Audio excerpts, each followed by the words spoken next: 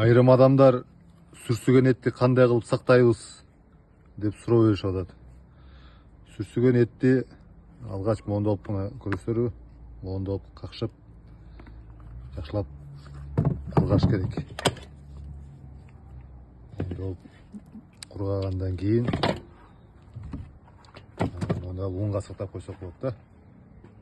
Көрөсүздарбы? Могу жерде суудан балыкты алып чыккандай алып чыгасыздар. Бул жерде койдун эттери, койдун жамбаш. Мындай жол менен сактаса көпкө чейин бузулбай, ундун ичинде сакталып тура берет. Мындан сүрсүгөн этти азып жесеңер абдан даамдуу болот.